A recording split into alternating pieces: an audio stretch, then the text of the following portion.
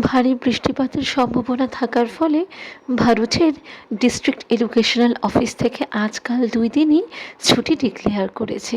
সেই মতো বলতে পারো ভারত এখন প্রায় স্তব্ধই। তবে কাল অবশ্য আমাদের স্কুলে অনলাইন ক্লাস দিয়েছে, ওই আধ ঘন্টা খানেকের ধাক্কা। তবে আমার অবশ্য পরপর 2টো ক্লাস কন্ডাক্ট করতে হবে, 1 ঘন্টার মধ্যে সব কিছু গুছিয়ে যাবে। জুম অ্যাপটা ডাউনলোড করে হিরকি সব ডিটেলসগুলো ফিল করে দিল, লিঙ্কটাও জেনারেট করে দিয়েছে, গ্রুপে গ্রুপে শেয়ার করে দিয়েছি। যদি শেষ মুহূর্তে কোনো প্রবলেমে পড়তে হয় তাহলে আবার ঝঞ্ঝাট হয়ে যাবে, সেজন্যই হিরককে দিয়ে সকাল সকালই এই কাজটা গুছিয়ে নিয়েছি। আর রোজই তো ভোরে ওঠার অভ্যেস, সেই মতো আজও 5টাতেই ঘুম ভেঙে গেছে। এই গড়িমসি করতে করতে 5:30, তারপরে 2-1টা টুকটাক কাজ করে এই এখন রান্নাঘরে ঢুকলাম। সকাল সকাল চাটা না খেলে যেন দিনটাই শুরু হয় না গো। গতকাল অফিস ফেরত হিরকে 1 প্যাকেট বিস্কিট নিয়ে এসছে। বেশিরভাগ সময় ব্রিটানিয়া বিস্কিটটাই তো চা দিয়ে খাই, তবে মাঝে মাঝে স্বাদ বদলটাও তো জরুরি, না হলে পরে সে যেন বড্ড একঘেয়ে লাগে গো। তবে এই বিস্কিটগুলো বেশ অন্য রকমের, মধ্যে তিল দেওয়া রয়েছে, সাদা তিল। ছোটবেলায় এই বিস্কিটগুলোকে কি বলতাম জানো? কুকুরের কান। আমার ছোট মামা এটা শিখিয়েছিল। একটা কথার সূত্র ধরে আরও কত ছোটবেলার স্মৃতি চোখের সামনে যেন ভেসে ওঠে। যখনই মামার বাড়িতে যেতাম আমার 2 মামি কত কি আয়োজন করতো জানো তো। কোন ব্যাগটা গো? এই যে দিবানের উপর যে প্রজেক্ট করেছে এটা দেখো ওখানে। চা নিয়ে আসছি। আজ যেন আর কোনো কিছুরই তাড়া নেই, সেই মতো চাটা নিয়ে বসে খানিকক্ষণ জিরোবো। তবে ইচ্ছা রয়েছে একটু ভালো মন্দ কিছু রান্না করার, সবাই তো বাড়িতে রয়েছি। খুব সুন্দর প্রজেক্টটা করেছে জানো তো।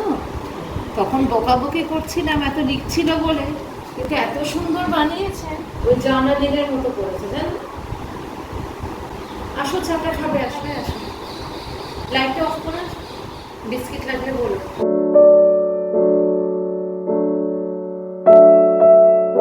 রিপাবলিক বাংলাটা দেখো তো কি হলো, কিছুতেই আসছে না।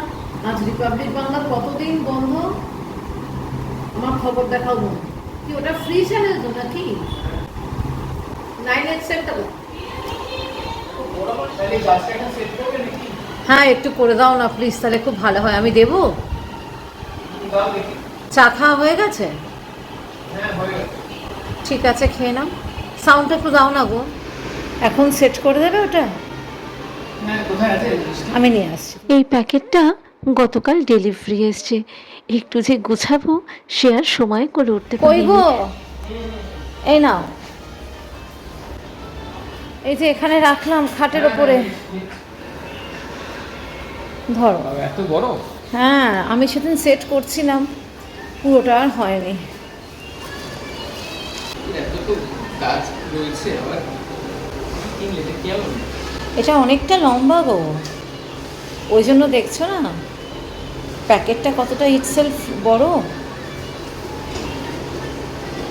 বড় লেন্থের গাছগুলো ভালো লাগে দেখতে। কলারি খুললে ভালো বড়। তাই ছিঁড়ে আসছে পাতা।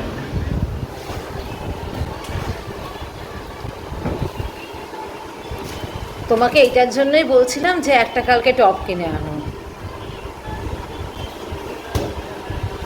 দাও বাইরে বার করে দিই। দেখতে হবে কি আছে।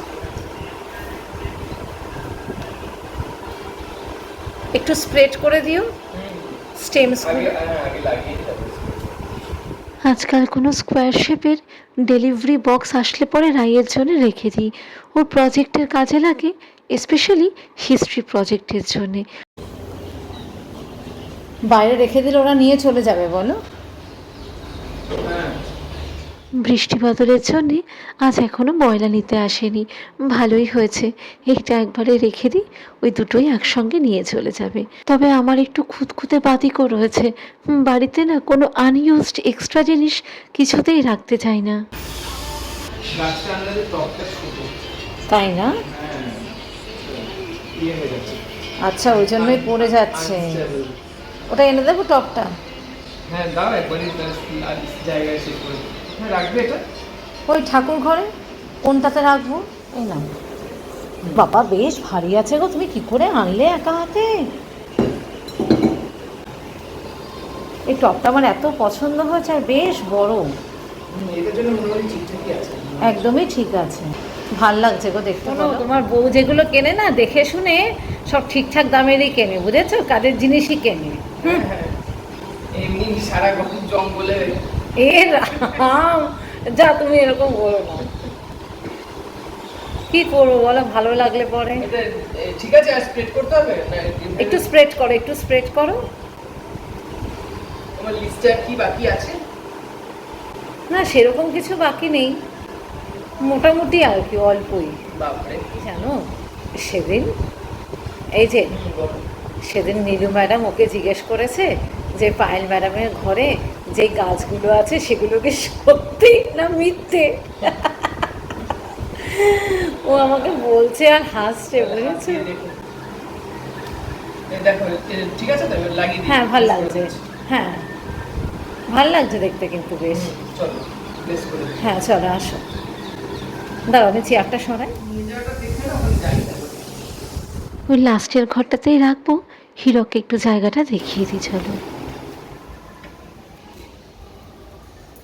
এই তাহলে সরিয়ে দিলাম। হ্যাঁ, ওটাকে সরিয়ে এক কোনায় রাখো, ওটাকে এবার আমি চেঞ্জ করে অন্য জায়গায় দিয়ে দেবো। ঠিক আছে। ভালো লাগছে দেখতে, বলো, শুনছো? তোমার ভালো লাগলেই হলো।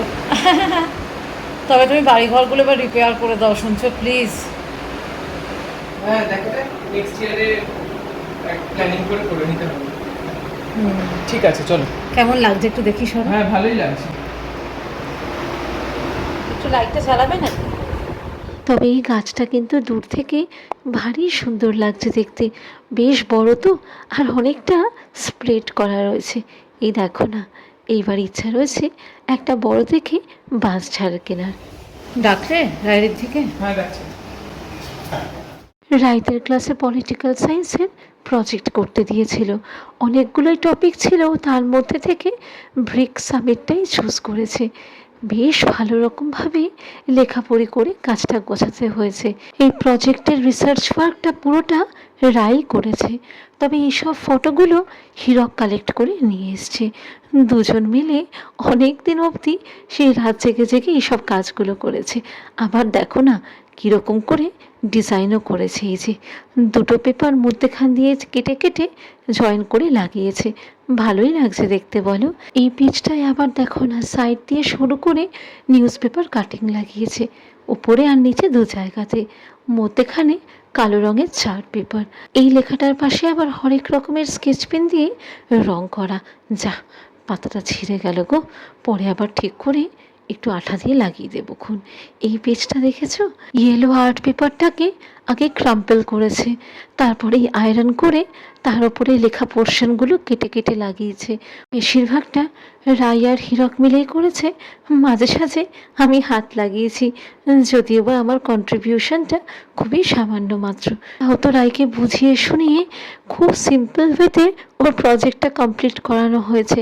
এক একজনকে তো দেখলাম সে কফি আর্ট করেছে, যেন দেখতে তো ভারী সুন্দর লাগে, কিন্তু এ যে কী সময় সাপেক্ষ ব্যাপার।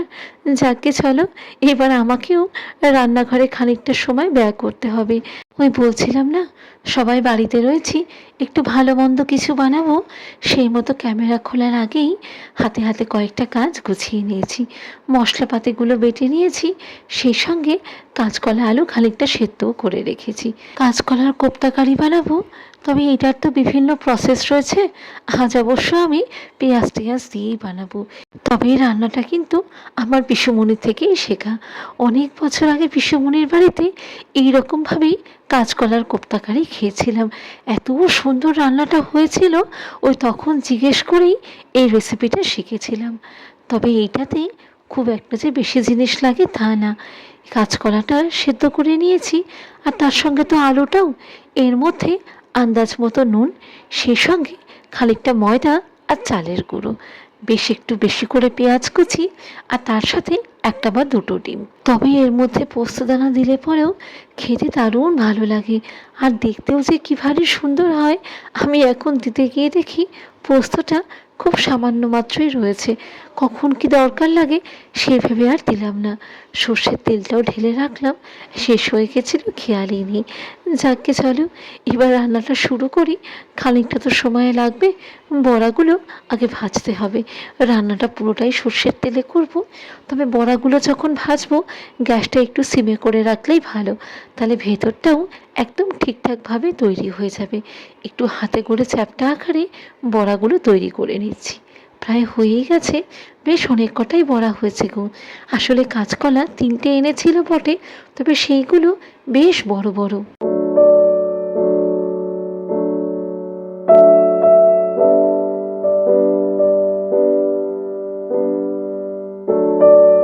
ক্রাশ করা গোটা গরম মশলা আর সেই সঙ্গে সাদা জিরে ফোড়ন দিলাম। একটু যে হিং দেব সে আর খেয়ালই নেই। টমেটোটা বেটে রেখেছিলাম, আমি 2টো ছোট টমেটো বেটে রেখেছি, তার সঙ্গে খানিকটা আদা, সাথে আমাদের রোজকার যা মশলা, হলুদ গুঁড়ো, লঙ্কার গুঁড়ো, একটু বেশি পরিমাণে ধনে জিরে গুঁড়ো, আন্দাজ মতো নুন আর চিনি। ভালো করে কষে গেছে, এবার একটু জল দেব, এই ছোট কাপের প্রায় 2.5 কাপ মতো। তবে খেয়াল রেখো বড়াগুলো দিয়ে কিন্তু একবার ভালো করে ফুটে উঠলে পরেই নামিয়ে নেব, না হলে যদি গলে যায় সে আরেক কীর্তি হবে খন। একটু চেখে দেখি, দেখতে তো ভালোই হয়েছে, হ্যাঁ খেতেও বেশ সুন্দর লাগছে। বড়াগুলো দিয়ে একবার ফুটে উঠুক, নামিয়ে নেব। এইসব রান্নাবান্নাগুলো করতে তো খানিকটা সময় লাগে, ভালোই হয়েছে আর ছুটিটা পাওয়াতে কাজেও লেগে গেল। ঘরবাড়িরও টুকটাক কিছু কাজ রয়েছে, এই ঘরের ঝুলটা ঝাড়বো এইবার। আর ছুটির দিন হলে পরে যেন কাজ একদম সাজানোই থাকে। সত্যি কথাই তো, নিজের বাড়ি ঘরে একটু মেনটেন না করলে হয় বলো তো? সেই মতোই যখন যেরকম সুযোগ পাই ঘরের কাজটাও সাথে সাথে এগিয়ে রাখি।